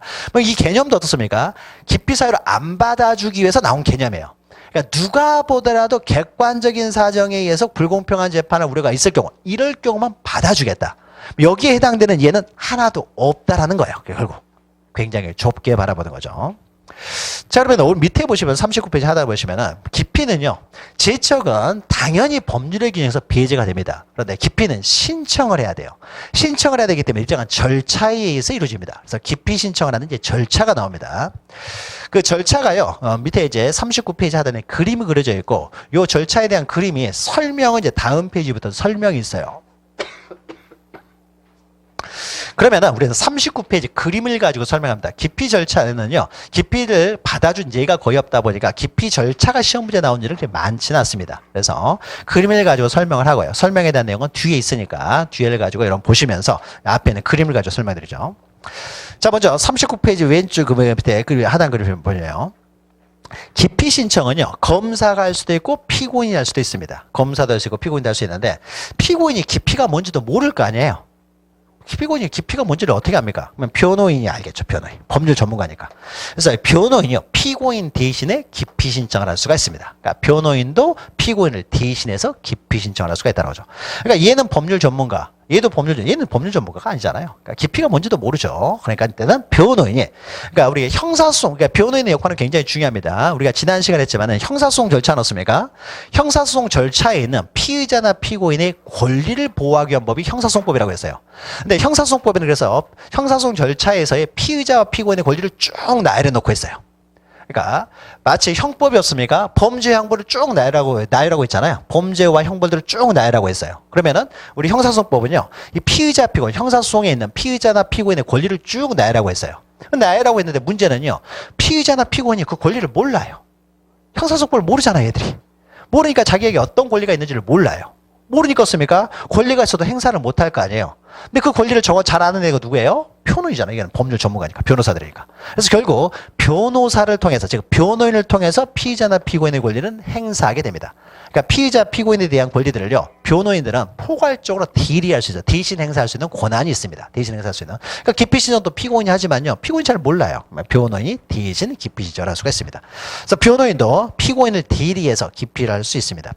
자, 대상은요, 법관에 대해서 기피라는 것이 합의부 자체에 대해서는 불가하다. 이것은요, 만약 이것이 합의 3부에 배당이 됐어요. 그러면은 이 사람이요, 기피 신청을 하면서 나는 합의 3부에서는 재판 못 받겠다. 이렇게는 안 됩니다. 합의 3부는 그냥 존재하는 거잖아요. 그러면은 기피 신청할 때는 여기 하나하나 개별적인 법관들에 대해서 기피 신청하는 것이지, 나는 합의 3부에서는 재판 못 받겠다. 이렇게 법원 자체에 대해서 기피 신청을 하지는 못해요. 법관들 한 명 한 명에 대해서 기피 신청을 하는 거고, 사유는 방금 했죠. 제척 오해랄지 불공평한 재판을 염려가 있다랄지.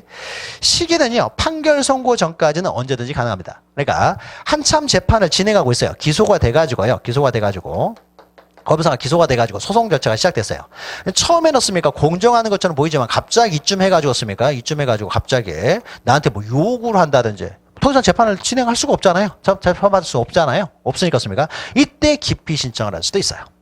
그러니까 처음 시작하자마자 기피 신청하는 게 아니에요. 그러니까 제적 사유에 해당하지 않고 기타 불공평한 재판을 우려가 있는데, 처음에는 불공평한 재판을 우려가 안 보였어요. 근데 시간이 지나다 보니까 습니까, 이 사람이 나한테 대하는 태도가 막 욕을 한다든지 반말을 한다든지 해가지고요, 거의 뭐 이때 아직 재판 끝나기도 전에 이미 선입견을 다 가지고 있어 버리더라고요. 더 이상 재판 받아봤자 의미가 없잖아요. 그러니까 늦었지만 지금이라도 기피 신청을 할 수가 있습니다.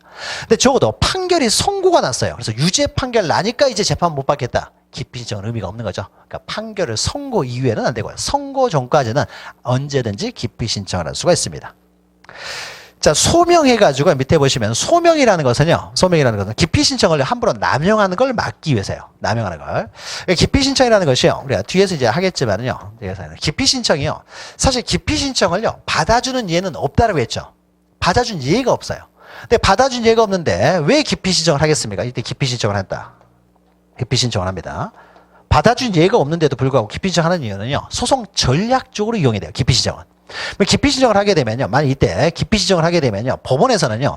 정말로 이 판사에 대해서 기피 신청을 했어요. A라는 판사에 대해서. 그럼 A라는 판사에 대해서요. 기피 신청이 들어오면은 이 사람이 정말로 불공평한 재판을 우려가 있는지 없는지를 심리를 해봐야 될 거 아니에요. 법원에서. 법원에 심리를 합니다. 그러면 판사 한 명이 심리할 수는 없잖아요. 그러니까 합의부에서 심리를 합니다. 합의부에서. 뭐 기피 신청을 들어오게 되면 기피 신청이 들어오면은 기피 신청이 항상 있는 건 아니기 때문에 여기 서울 뭐 동부지방 법원이었습니까? 판사들이 여러 명이겠죠. 몇십 명이 들어오면요. 만약 기피 신청이 들어오면요. 원래 하던 일들이 있을 거 아니에요. 하던 일이 있는데 판사 3명을 차출을 해요.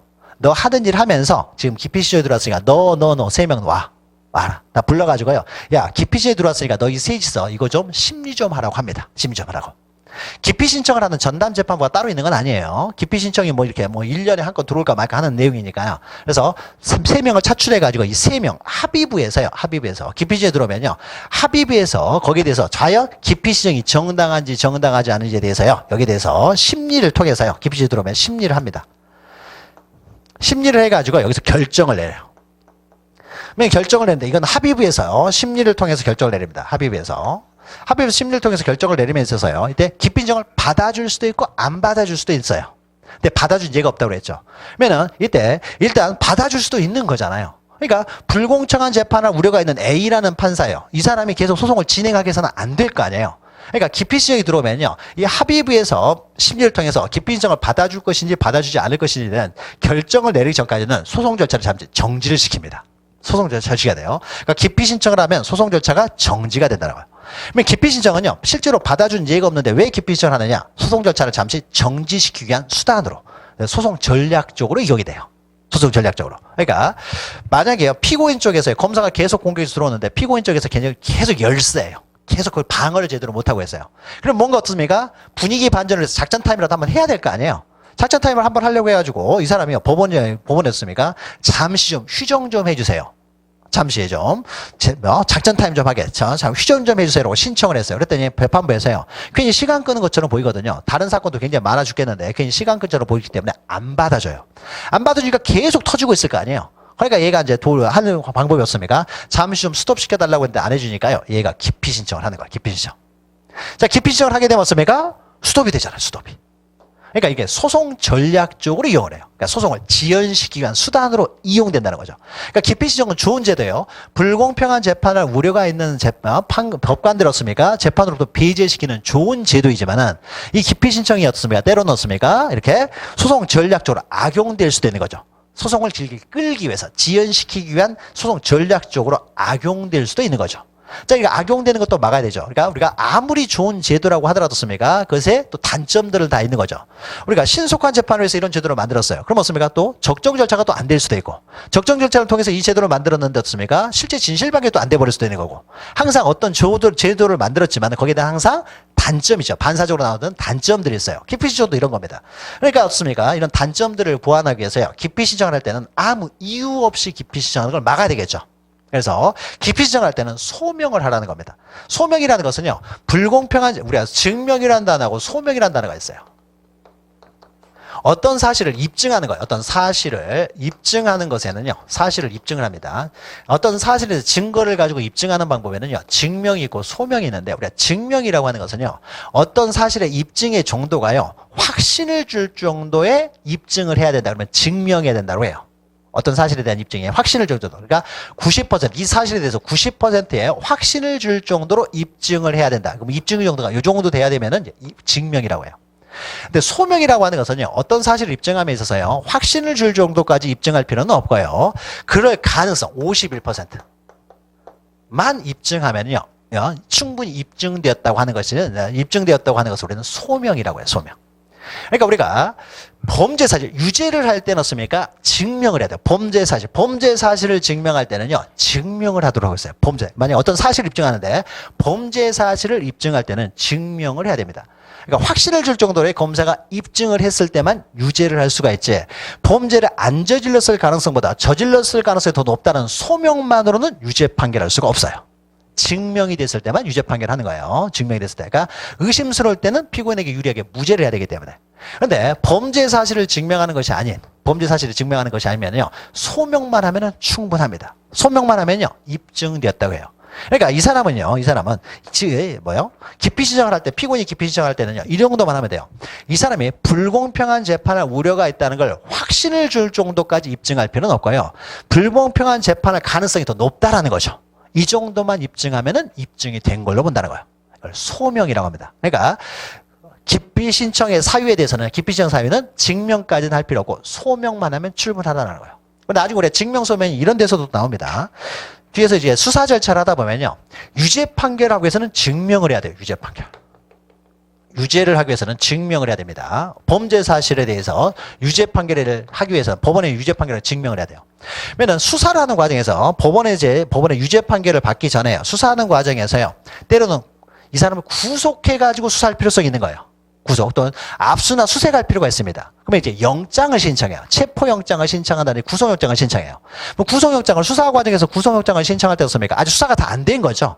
앞으로 수사를 좀 더 정확하게 하기 위해서 일단 구속을 시키면서 수사를 하려고 하는 거죠. 뭐 구속영장을 청구할 때는요, 범죄 사실을 증명까지 할 필요는 없어요. 아직 수사가 다 끝난 건 아니기 때문에. 그때 구속영장을 청구할 때, 영장을 청구할 때는요, 범죄 사실이 있다는 것은 소명만 하면 돼요. 소명만. 이 사람은 범죄를 안 저질렀을 가능성보다 저질렀을 가능성이 더 높습니다. 라는 것 소명만 되면 영장은 발부가 돼요. 구속영장은. 구속이 돼서 구속영장은 발부가 돼요. 근데 구속영장 발부돼 가지고습니까? 구속된 상태에서 계속 이렇게 재판을 합니다. 재판하는데요, 이 사람은 범죄를 안 저질 가능성보다도 저질렀을 가능성이 더 높기 때문에 영장을 발부됐지만은 나중에 근데 딱 끝났는데요, 아직까지도 재판이 다 끝날 때까지도 습니까? 범죄를 저질렀다는 확신까지는 주지는 못했어요. 그러면 이 사람은 구속돼서 재판을 받았지만 이 사람은 무죄가 되겠죠. 증명은 안 됐으니까. 무죄가 되겠죠. 그러니까 영장을 발부할 때는 범죄 사실에 소명만 하면 된다. 그러니까 소명만 하면 되는 경우가 있고 증명하는 경우가 있는데요, 보통 범죄 사실은 증명해야 되고 그 이외의 사실은요, 소명만으로 충분합니다. 소명만으로. 그래서 우리가 보통 뉴스 보면 어떻습니까? 영장을 기각할 때, 법원에서 영장을 기각할 때 범죄 사실에 대한 소명이 부족하다. 소명이 부족하다는 거예요. 범죄를 저질렀을 가능성보다 안 저질렀을 가능성이 더 높다는 거예요. 그러니까 범죄를 저질렀을 가능성이 51%가 아니라요, 범죄를 저질렀을 가능성이 49%밖에 안 돼요. 소명이 안 된 거죠. 소명이 안 됐으니까 영장을 기각해버리는 거죠. 만약에 90% 확신을 주지 않고 80%밖에 확신을 못 줬어요. 그럼 어떻습니까? 무죄가 돼버리는 거죠. 무죄가. 자, 그러면 여기서는 범죄 사실을 증명하는 게 아니잖아요. 불공평한 재판을 우려가 있다는 걸 증명하는 거기 때문에 이거는 소명만으로 충분합니다. 이걸 증명하려면 어떻게 증명할 거예요? 소명만 하면 충분합니다. 그래서 소명을 해요. 그래서 소명을 해야 되는데, 그러면 소명을 할 때요, 신청일로부터 3일 이내에요. 그럼 바로 소명을 하기는 힘들겠죠. 그래서 적어도 3일 이내에 서면으로 소명합니다. 서면으로 글을 적으라는 거예요. 왜 기피 신청을 하는 이유를 적으라는 거예요. 이유를 소명을 하라는 겁니다. 안 그러면 습니까? 아무 이유도 없이 기피 신청한다는 것은 소송 지연을 목적으로 한 것밖에 안 되잖아요. 그러니까 이유를 충분히요, 소명을 해야 돼요. 왜 불공평한 재판을 우려가 있는지, 이 사람이 재판장에서 나한테 뭐 욕을 했습니다, 뭐 이런 것들이죠. 이런 것들을 적어서 3일 이내에 내라는 거죠. 자, 그러면은 이제 이런 방법으로 기피 신청하는데, 기피 신청을 하는 경우는요, 자, 밑에 보시고 위에 이제 화살표 위에 보시면요, 원칙으로 소송법에서 이루어진 행위들은요, 소송 절차, 기피 신청을 청구를 해가지고 기피 신청 절차로 갈 것이냐 말 것이냐, 일반적인 절차 형성의 소송 절차, 그 다음 절차, 기피 신청 절차로 들어가기 위한 절차 형성의 행위는 서면으로 하는 것이 원칙입니다. 먼저 서면을 해야 돼요. 명확하게 하기 위해서 서면을 하는 것인데, 공판정에서는요, 구두로 할 수도 있어요. 공판정에서 쓰면 나한테 욕을 하니까요, 이 사람이 바로 현장에서 바로 씁니까? 이 재판장 지금 기피 신청합니다. 구두로도 가능해요. 재판장에서는, 공판정에서 구두로 할 수 있다는 것은요, 공판정에서 이루어지는 것은요, 여기 법원 직원들이요, 이걸 다 글로 남깁니다. 재판정에서 들은 모든 어떤 사람의 말들은요, 다 기록을 해요. 서면으로 남겨요. 이게 공판조서라고 해요. 공판조서에 다 기록이 돼 있어요. 그러니까 공판정에서는 구두로 해도 다 서면화가 된다는 거죠. 공판정에서는 구두로 해도 가능합니다. 자, 그럼 기피 신청을 할 때요, 자, 보시면요, 첫 번째 줄, 합의부원의 법관이요. 합의부원의 법관에서는 만약에 이 A라는 사람에 대해서 기피 신청합니다. 이게 합의부인데 A라는 사람. 그러면 이 법원, 합의 3부에 기피 신청서를 제출하는 거예요. 합의 3부에, 합의 3, 이 법원이죠. 법원에 구성원 한 사람에 대해서 기피 신청을 하기 때문에요, 합의부원에 대해서, 합의부의 구성원에 대해서요, 기피 신청할 때는 그 소속 법원, 이 법원에 제출하는 것이고요. 서면을 제출해야 되는 건데, 만약에 수면법관, 수탁판사, 단독판사, 단독판사만 격하죠.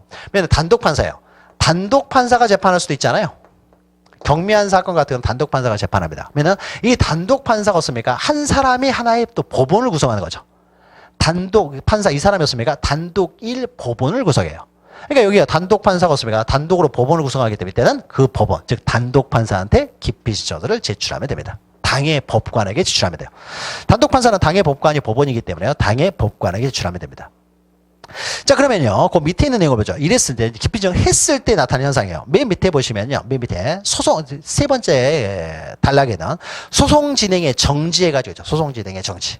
일단 정지를 시킨다는 거죠. 정지를. 그러니까 정지시키기 위한 악용되는 수가 있어요. 이런 것들 때문에. 일단 정지를 해야 될 거 아니야. 불공평한 재판을 우려가 있는 사람이 진행해서는 안 되기 때문에 정지를 해야 됩니다. 그래서 밑에 보시면요. 간이기각 결정의 경우와, 이거는 조금 이따 설명합니다. 이거, 자, 급속을 요하는 경우는 제외. 요것만 기억하십니다. 급속을 요하는 경우에는요. 정지되지 않는다는 거죠. 정지되지 않는데. 급속을 요하는 경우라는 건 밑에 이해에 있어요. 구속기간 갱신이나 판결의 선고. 이게 급속을 요하는 경우예요.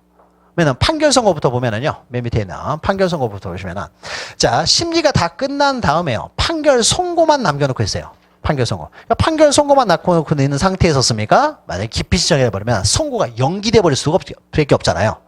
그러니까 일단 심리는 다 끝났기 때문에요. 선고는 해도 상관이 없다는 거죠. 기피 신청을 해도 선고는 해버릴 수가 있습니다. 선고는. 그래서 선고는 그냥 할 수 있다는 것이고요. 기피 신청이 들어와도 이미 심리는 다 끝났기 때문에 선고만 남겨둔 상태에서. 그다음에 구속기간 갱신이라는 이런 거예요. 우리가 나중에 이제 법원에 이제 구속기간 할 텐데요. 기소가 되면요. 법원에서는요. 일단 2개월을 구속할 수가 있습니다. 구속된 상태에서 재판할 수가 있어요. 그래서 2개월 동안 구속을 할 수가 있어요. 2개월이 다 됐는데도 불구하고 아직 재판이 안 끝났어요. 그러면 또 2개월을 또 구속할 수가 있어요. 근데 2개월이 또 4개월이 지났는데 재판이 안 끝나면요. 또 2개월을 또 구속할 수가 있습니다. 2개월을. 또 구속할 수 있어요. 자, 그러면은 이 구속 여부를 결정하는요. 이 법원에서 하거든요. 저 법원에서 구속 여부를 결정하게 되는데 이 사람이 이제 구속기간 2개월이 다 되어 왔음에도 불구하고요. 아직 재판이 아직 끝나려면 멀었기 때문에 또 구속을 연장하려고 합니다. 연장하려고 했더니요. 이 사람이 구속기간 연장을 못하게 하기 위해서 기피 신청을 이때 하는 거예요. 이때 기피 신청. 뭐 기피 신청을 해버리면 습니까? 공판 절차가 정지돼 버렸기 때문에 이 판사가 습니까? 연장을 할 수가 없게 돼 버리잖아요. 연장할 수 없게 되니까 이 사람이 풀려 나가 버리겠죠. 이런 것도 막아야 되겠죠. 이렇게 악용하는 걸 막기 위해서요. 구속기간 갱신은 없습니까? 얼마든지 할 수 있어요. 기피 신청이 들어와도 구속기간은 또 갱신해 버릴 수가 있다는 거죠. 이런 식으로 악용되는 걸 막기 위해서. 그래서 기피 신청이 들어와도 구속기간 갱신이나 그다음에 판결 선고는 얼마든지 가능합니다. 이걸 제외하고는요. 일단 없습니까? 소송 절차를 정지해야 돼요. 불공평한 재판을 할 우려가 있는 사람이 진행해서는 안 되기 때문에. 그럼 이제 바로 위에를 보죠. 그래서 만약에 기피 신청이 들어오게 되면요. 기피 신청이 들어오게 되면은 일단 소송 절차를 정지를 하고요. 일단 소송 절차를 정지하고 그 다음에 요건 없습니까? 그럼 소송을 정지한 다음에 A라는 사람한테 기피 신청이 들어오면요. A라는 사람 없습니까? 이 법원에서는 합의부에서 지금 심리에서 결정해야 될 거 아니에요. 기피 신청이 들어왔으면 과연 기피 신청이 정당하냐 정당하지 않느냐 불공평한 재판을 우려가 있는지 없는지에 대해서 합의부에서 결정을 해야 될 거 아니에요. 그러니까 합의부에 어떻습니까? 기피 신청들을 제출을 합니다. 이 사람이 합의부에 기피 신청서를 제출해요. 제출하면서요. 자신의 의견도 제출합니다. 내가 욕을 한 거는 그건 욕이 아니라 그냥 이렇게 좀 이렇게 일종의 그냥 타이르는 방법으로 소송 진행을 원활하게 해서 했습니다. 이런 식으로 자기 이제 변명할 기회를 줘야 될 거 아니야. 그래서 이 사람이 의견서를 제출합니다. 자, 의견서 해가지고 간이기각 결정의 경우는 제외하고 이거는 좀 넘기시고요. 조금 이따 합니다. 이외에는 지체 없이 의견서를 제출합니다. 의견서. 이 사람의 의견서, 자신의 의견서를 제출해요. 나는 기피 신청 들어왔으니까 없습니다. 자기도 변명할 기회를 줘야 될 거 아니에요. 그래서 기피 신청서를 이제 합의부에 제출하면서 자신의 의견서도 한꺼번에 제출합니다. 우리가 기억해야 될 것이 맨 밑에는 그러니까 가운데 있는 의견서 제출은 그렇게 중요한 건 아니에요. 맨 밑에는 소송 절차를 정지한다는 게 중요하고요. 그런데 맨 위에 보시면은 거기에 세 번째 단락 보시면 간이기각 결정이라는 나와요. 간이기각 결정. 자, 요걸 이제 기억하셔야 돼요. 밑에 보면 간이기각 결정을 제외하거나 간이기각 결정을 제외하고 이렇게 나오죠. 근데 원래는요. 소송 절차를 정지를 시켜야 돼요. 정지를. 근데 정지를 시키면은 어떻게 됩니까? 정지를 시키면은 이 사람의 어떻습니까? 이 사람의 기피 신청 제도는 좋은 제도예요. 불공평한 재판을 막기 위한 좋은 제도지만은요. 악용될 수가 있다는 거죠. 소송을 지연시키기 위해서 악용될 수가 있잖아요. 뭐 악용될 수가 있기 때문에 만약에 기피 신청에서 무조건적으로 쓰면 소송 절차를 정지를 시켜버리면요. 결국 어떻습니까? 얘가 원하는 대로 된 거잖아요. 갑이 원하는 대로. 악용되는 것을요. 그대로 인정할 수밖에 없게 되잖아요. 악용되는 걸 막아야 되겠죠. 괜히 쓸데없이 소송 절차를 정지시키는 이 사람의 소송 전략에 말려들어서는 안 되는 거죠. 그러니까 검사나 피고인의 소송 전략에요. 말려드는 것을 법원에서는 제일 싫어해요. 그러면 법원은 뭐 있으나 마나 것이 돼버리기 때문에 그래서 소송 전략에 말려들지 않기 위해서요. 특별한 법을 둡니다. 그래서 이 사람이 기피 신청을 했다라고 하더라도요. 만약에 이 사람이 소송 지연을 목적으로 하는 것이 명백하게 인정된다. 소송을 단순히 지연을 시키기 위한 목적으로만 기피 신청을 했다라고 인정이 되면은요. 인정이 되면은 이 사람이요. 이렇게 합의부에요. 이것을 보내지 않고요. 보내지 않고 합의부에 의해서 결정을 해야 되는데 합의부 결정을 받지 않고요. 바로 이 사람이요. 기각을 시켜버려요. 이 신청을 바로 기각한 다음에 그냥 진행해 버릴 수가 있습니다. 진행해 버릴 수 있다. 그러니까 뭐예요? 공판 절차를 정지하지 않고요. 진행해 버릴 수가 있다는 거죠. 이것을 우리는 간이 기각 결정이라고 해요. 그러니까 간단하게요. 이 사람의 신청을요. 바로 기각해버리고 이걸 멈추지 않고 정지하고 진행해 버릴 수가 있다는 거죠. 악용되는 걸 막기 위해서죠. 악용되는 걸 막기 위한 이제 수단이 있는 거죠. 그래서 간이 기각 결정을 보죠. 자, 보면은 사유에서요. 소송 지연의 목적이 명백합니다. 지연시키기 위한 소송 전략적으로 이것을 기피신청을 악용한다는 것이 인정이 되면요. 이걸 정지시키지 않고요. 그대로 진행해 버릴 수가 있다는 거죠. 간단하게 신청을 이유 없다고 기각을 시켜버린 다음에 바로 진행해 버릴 수도 있습니다. 또 이런 경우에요. 관할 위반. 위에 있는 거죠. 법관에 대해서는 소속 법원, 합의부원에 대해서는 소속 법원에 또는 단독 판사는 당의 법관에 해야 되는데 딴 데다가 이렇게 신청을 했어요. 그러면 이게 신청이 제대로 안 됐기 때문에 적법하게 신청이 되질 않았기 때문에 기각하고 바로 진행해 버릴 수도 있고요. 또 재판 지연을 목적으로 하는 것이 명백하다는 것은 이렇게 되겠죠. 서면 소명이 없는 경우. 옆에 조그마한 것이 서면 소명. 3일 이내에 소명을 했는데 소명을 못 해요. 일단 기피 신청만 해놓고 습니까? 왜 우리가 기피 신청하는지 이유를 대지를 못 해요. 그럼 뭐예요? 결국 재판 지연 목적이라는 것이 드러나는 거죠. 그러니까 이럴 때는 어떻습니까? 그냥 기각을 해버리고요. 멈추지 않고 진행을 해버릴 수도 있다는 거죠. 간이기각 결정. 간이기각 결정을 할 수 있습니다. 다만 이제 불복할 수가 있어요. 불복. 자, 불복과 관련돼서 불복은 이제 오른쪽의 내용과 연결되는 것인데요. 자, 불복은 오른쪽에 있는 내용을 먼저 하고 하도록 하죠. 불복은. 불복도 중요하니까.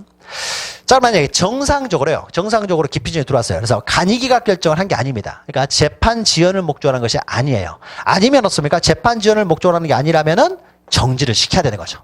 그러니까 이 법원에서는 두 가지가 있죠. 두 가지가.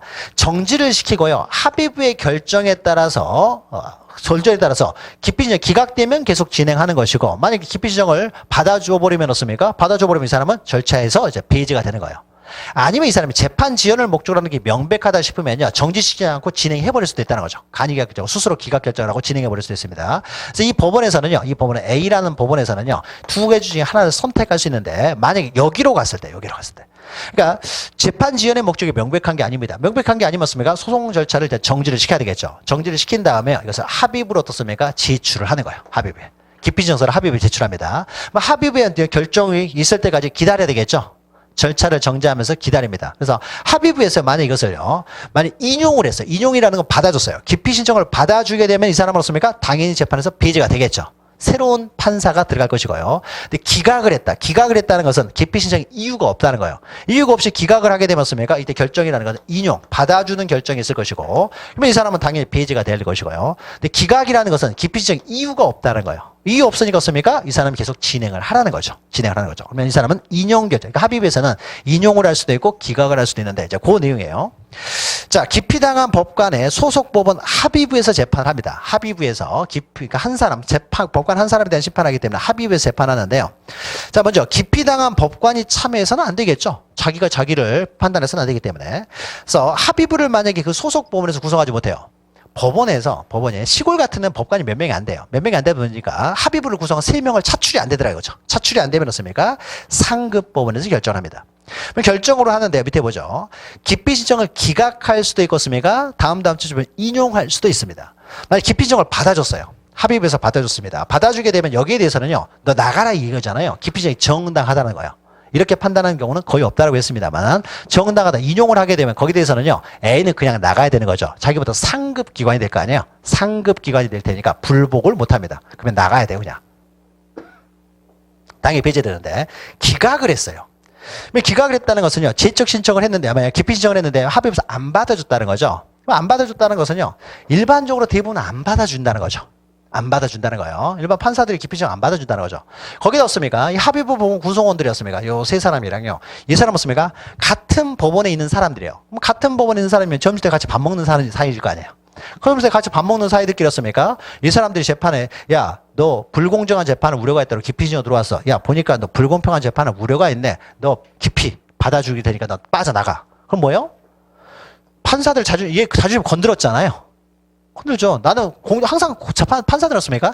공정한 재판, 공평한 재판을 할 자신이 있다고 생각하는 사람인데, 야, 너는 그런 식으로 행동했다는 것은 너는 공정한 재판을, 공평한 재판을 가능성이 없어 보여. 너 나가. 뭐예요? 이 사람 없습니까? 굉장히 이제 자존심을 걷는 거잖아요. 같이 밥 안 먹겠다는 거잖아요. 근데 판사들이잖아. 같이 밥 먹는. 점심시간에 밥 먹는. 근데 이렇게 하겠습니까? 이런 일은 거의 없겠죠. 그러니까 맞습니까?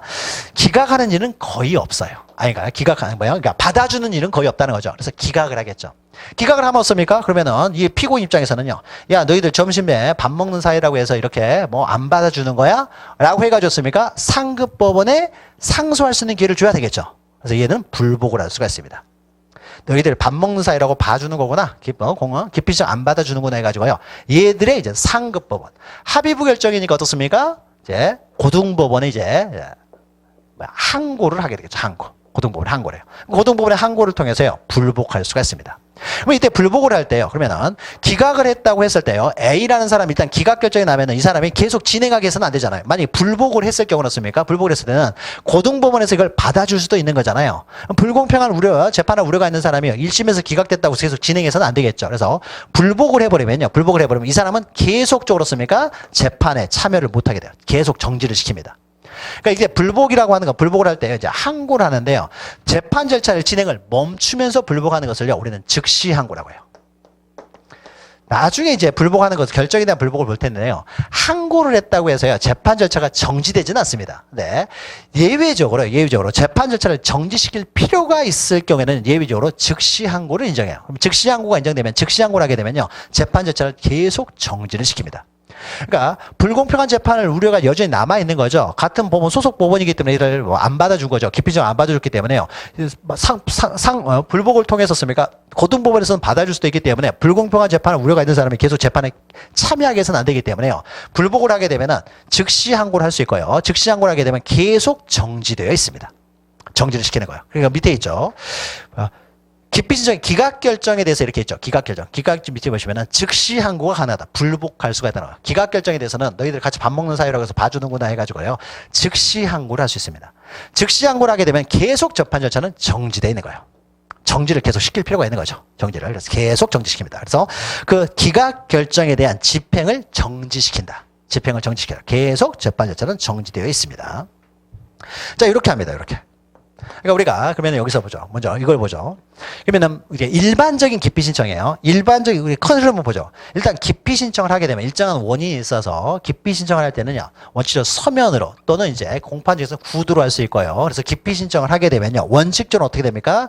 소송 절차를 일단 정지시키고요. 합의부로 넘겨가지고 합의부의 결정을 기다려가지고 진행을 할 것이니 말 것인지 판단합니다. 그래서 일단 소송 절차는 정지를 시킨 거예요. 그래서 합의부에서 결정을 했는데 받아주게 되면요. 이 사람 당연히 제척이 될 텐데 배제가 될 텐데 합의부에서 만약 이걸 안 받아주세요. 기피 신청을 안 받아주면 어떻습니까? 안 받아주면 얘는 그러면 계속 진행을 할 수가 있는 거죠. 계속 진행을 하려고 했는데 거기에 대해 불복을 했어요. 고등법원에 불복을 해버리면 어떻습니까? 이건 즉시 항고를 하게 되면 계속 재판 절차는 정지되는 거예요. 고등법원의 결정에 대해서 없으면 또 불복할 수 있어요. 대법원 불복할 수 있습니다. 그러면은 그 기피 신청에 대한 결정이 나기 전까지는요. 계속 정지되어 있다는 거죠. 계속. 그러니까 계속 정지를 시키니까 어떻습니까? 기피 신청이 그러면 이게 정지돼서 계속 불복을 해버리면 대법원까지 가게 되니까 대법원까지 갔다가 다시 내려오려면 대법원 결정까지 있으려면 어떻습니까? 몇 달이 걸릴 수 있어요. 몇 달이. 그럼 몇 달 동안 어떻습니까? 이 사람은 어떻습니까? 자기의 전력을 다시 지정비할 기회가 생기는 거죠. 재정비할 수 있을 거잖아요. 계속 이렇게 쓰면 일방적으로 터지다가 열세로 있다가 씁니까? 작전 타임 시킨 다음에 잠시 스톱을 시킨 다음에 자기 재정비할 수 있는 시간을 벌게 되겠죠. 그럼으로써 씁니까? 재판을 지연시킬 수가 있는 거죠.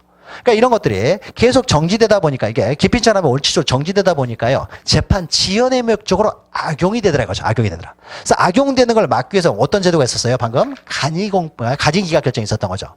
그래서 만약에 기피신청을 했는데 이것이 재판 지연을 목적으로 하는 것이 명백해 보여. 명백해 보이면 어떻습니까?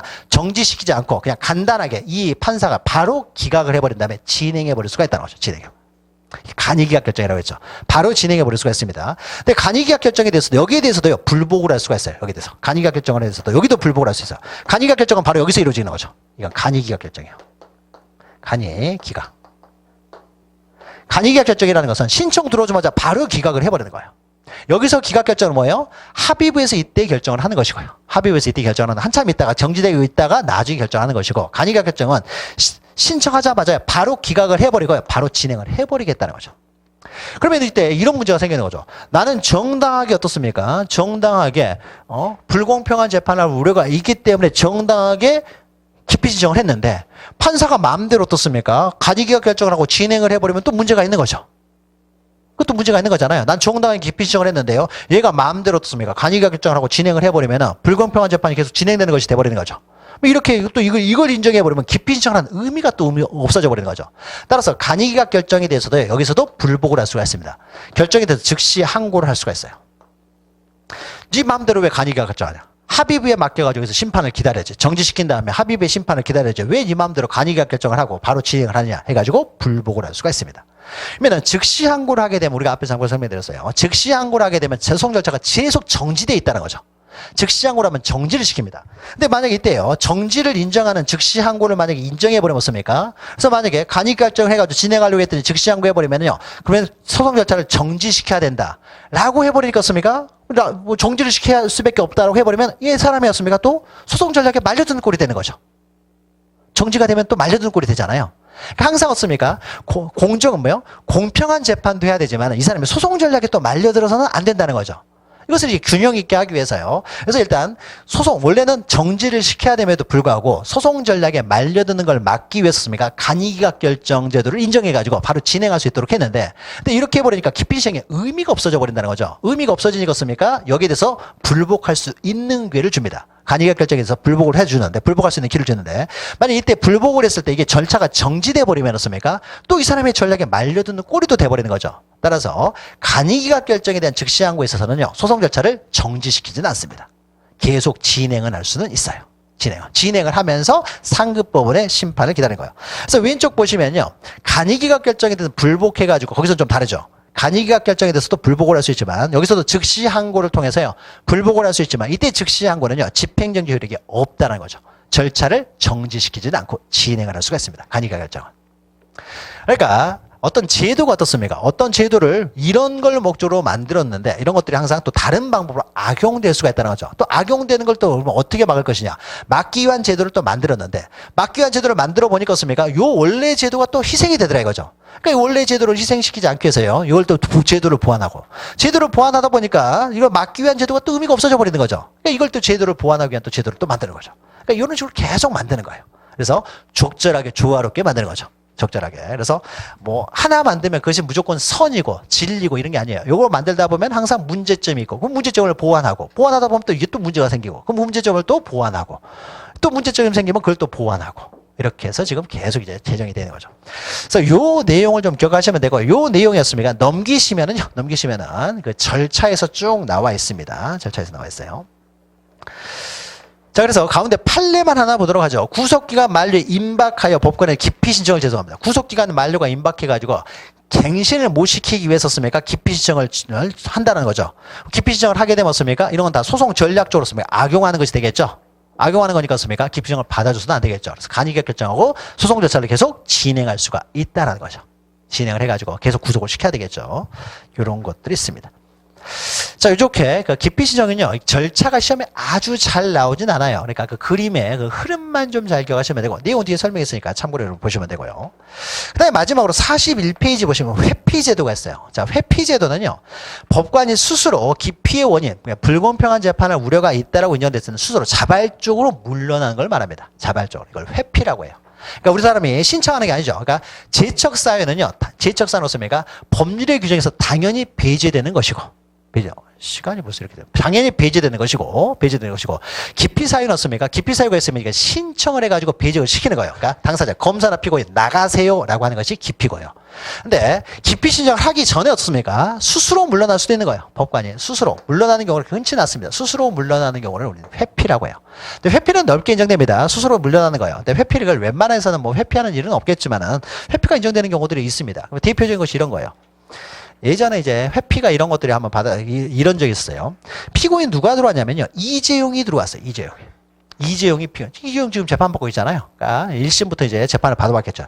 1심에 이재용이 재판을 받는데요, 법관으로 들어온 사람이 누가 들어왔냐면요. 삼성 장학생이 들어왔어요.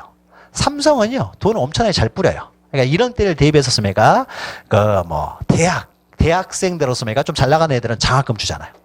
그리고 어떻습니까? 법관이랄지 검사 이런 사람들 때 되면요. 명절 때만 되면서 떡값으로 조금씩 줘요. 몇백만 원씩 이렇게. 그러니까 뭐 이런 걸 굉장히 이제 잘하는 애들이 삼성이에요. 계속 이제 줍니다. 때만 되면. 요새는 이제 예전에 그게 한번 또 문제가 생겨가지고 요새는 이제 안 줄 것 같은데 예전에는 습니까? 추석이나 설만 되면 각 검사들, 각 이제 법관들에게 다 200만 원, 300만 원 정도를 다 줘요. 이렇게. 이게 완전히 이제 삼성이 다 종속되는 거예요. 그러니까 결국. 그러니까 삼성이 이렇게 관리를 해요. 그러니까 만약 이 사람이 이제 뭐 대학을 다닌다든지 할 때요. 삼성 장학생으로 삼성으로부터 장학금을 받아가지고 계속 살다가 이제 법관이 돼서요. 삼성 장학생입니다. 자, 그러면은 삼성 장학생. 삼성으로부터 내가 장학금을 받고 대학을 다녔어요. 대학을 다녔다고 해서 이것이 재척사유가 되지는 않겠죠. 재척사유 이런 거 없었잖아요. 장학금을 받았다. 이런 거 없습니다.